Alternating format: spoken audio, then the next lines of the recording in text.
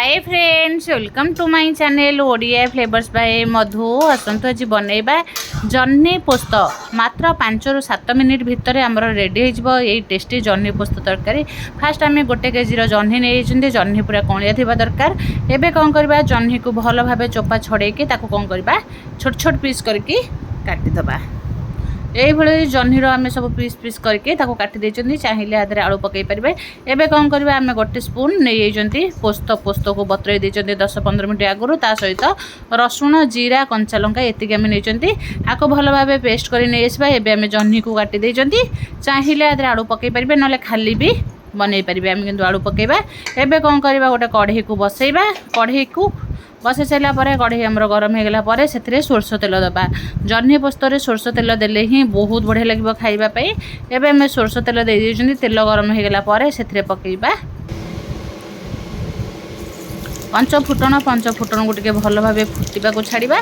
फुटणटा भल भाव फुटिले तरकारी टेस्ट बहुत बढ़िया आसो, खाइबा भी बहुत टेस्ट लगे। एबे कौन करबा, आम 2 ରୁ 3टा खंडे आलू को आम बड़ बड़ आलू कौन कर छोट छोट पीस करके काटी देइछन्ती। 3टा बड़ आलू आम नहीं एमती छोट छोट पीस करके काटी देइछन्ती। एबे कौन करबा, आलू को तेल रे भल भाव भाजिबा। आलू को टिके तेल रे भाजीदेले आलू आम शीघ्र सीझीज।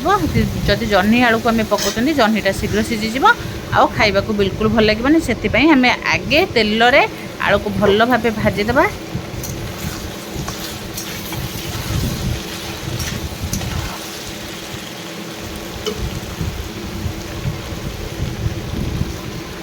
एबे आलू भाजी होगा से जह्नी काटिक रखी पकईदेबा।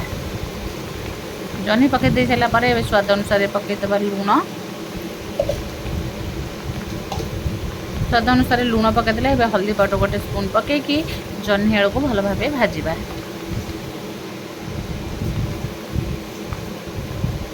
एबे आपको कौन करबा, भल भाव गोलई नबा।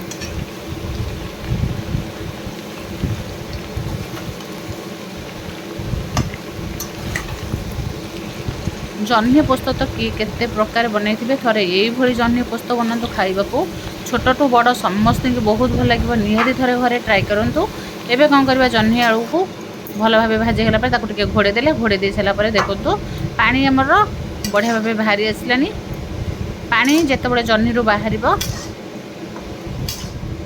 जह्नी एमती गोटा गोटा थी दरकार। जह्नी जब पेचा पेचा हो खाइबा को बिल्कुल भल लगे।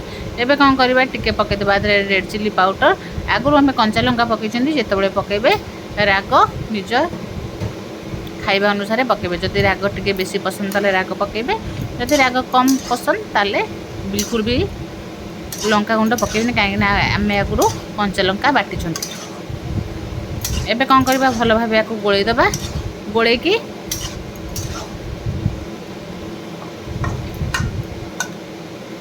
आउ टिके सीझा को छाड़ीदबा। एबे आउ टिके सीझीगला एबे बाटिकी रखिथिबा मसला को देदेले। मसला को देकी भल भाव एबे गोलई नबा। बहुत बढ़िया लगे ये टेस्ट जदि या थे बनईकरी खाई। आधे आधे बहुत कम तेल मसला, बिल्कुल भी बेसी तेल दरकार नहीं, किसी मसला भी दरकार नहीं। एबे कौन करबा, आपको टिके आउ टिके पानी दे देके आपको टिके घोड़े देबा। घोड़े की 5 मिनिट पई छाड़ीदेबा। 5 मिनिट पर आउ थे काढ़ी देखा। देखो तो बढ़िया भाव बांफ आसलानी तरकारी रू, आ तरकारी भी बढ़िया भाव सीझिलानी। आलू बढ़िया भाव सीझीगलानी। एबे कौन करबा, आपको भल भाव गोलई नबा।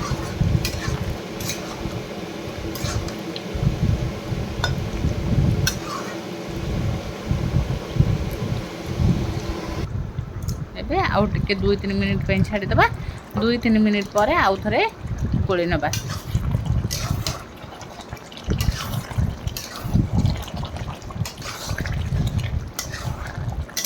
गोलई देबा।